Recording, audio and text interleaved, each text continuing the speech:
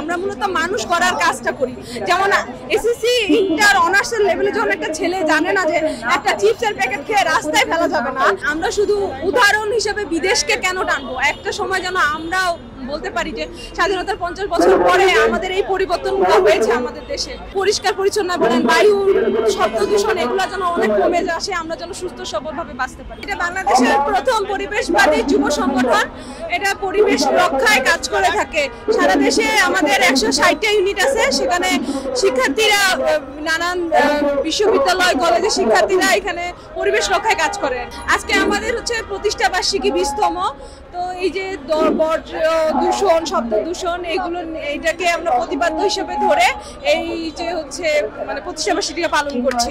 আমাদের কার্যক্রম হচ্ছে আমাদের 16টা উপটিম আছে, যেটা হচ্ছে আপনার যেমন প্রয়াস, যেটা পাঠচক্র বিষয়ক কাজ করে, অভিযাত্রিক সাংস্কৃতিক একাডেমি আছে, তারপর মেঠোপথ গ্রাম বাংলার উন্নয়নের জন্য কাজ করে থাকে। এরপরে যদি আমি বলতে যাই হচ্ছে আমাদের নীলকণ্ঠ আছে, যেটা রক্তদান, ব্লাড গ্রুপিং করে থাকে। মানে এখন একটা মানুষ তো আর একটা কাজই পছন্দ করবে না, পরিবেশের তো আমাদের অনেক সমস্যা আছে, যার যেই সমস্যাটা নিয়ে কাজ করতে পছন্দ সে সেটা সমাধানের নিয়ে আর কি কাজ করে।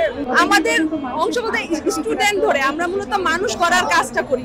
যেমন এসএসসি ইন্টার অনার্সের লেভেলে যখন একটা ছেলে জানে না যে একটা চিপসের প্যাকেট খেয়ে রাস্তায় ফেলা যাবে না, এই জিনিসটা যখন তারা গ্রিন ভয়েসে আসে তখন কিন্তু তারা ঠিকই এটা ফিল করতে পারে। পকেটে দেখবেন আমাদের সদস্যদের সবারই ময়লা থাকে, কেউ রাস্তায় ফেলে না। তো এই যে আমরা মনে করেন যে 10,000 সদস্যের মধ্যে যদি 5,000 জন এটা ইফেক্ট ফেলে, তার বাচ্চা কাচ্চা পরবর্তী জেনারেশনে একটা বড় প্রভাব নিয়ে আসবে। আপনারা কি কোনো কর্মসূচি করেন যে শিক্ষা প্রতিষ্ঠানগুলোতে বা হ্যাঁ, প্রতিনিয়ত রাজশাহী ইউনিভার্সিটি, ঢাকা ইউনিভার্সিটি, বেগম বদরুদ্দোজা ঢাকা কলেজে আজকে যে ঢাকার মধ্যে যে হচ্ছে আপনাদের দেখতেছেন 18টা ইনস্টিটিউটের শিক্ষার্থীরা আসছে। আমরা শুধু উদাহরণ হিসেবে বিদেশকে কেন টানবো? একটা সময় যেন আমরা বলতে পারি যে স্বাধীনতার 50 বছর পরে আমাদের এই পরিবর্তনগুলো হয়েছে আমাদের দেশে। মানে এক্সাম্পল হিসেবে যেন আমরা থাকি, পরিষ্কার পরিচ্ছন্ন বলেন, বায়ু, শব্দ দূষণ এগুলো যেন অনেক কমে আসে, আমরা যেন সুস্থ সবলভাবে বাঁচতে পারি।